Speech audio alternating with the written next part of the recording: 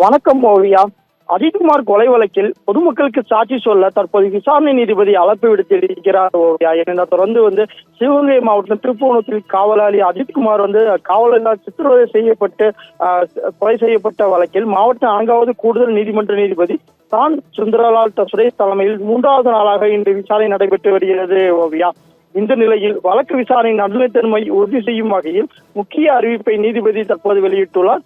அதன்படி அஜித்குமார் பணிக்கு வந்த நாள் முதல் அவரது உடல் மருத்துவமனை உறவினரிடம் ஒப்படைக்கப்பட்ட நாள் வரை அவரை நேரில் பார்த்து பொதுமக்கள், சக ஊழியர்கள், மருத்துவர்கள், காவல்துறையினர் மற்றும் சாட்சியளிக்க விரும்பும் எவராயிருந்தாலும் திருப்போணம் விசாரணை நீதிமன்றத்தில் நேரில் வந்து தங்களது விளக்கங்களை தன்னிடம் வழங்கலாம் என தற்போது நீதிபதி தெரிவித்துள்ளார் ஓவியா.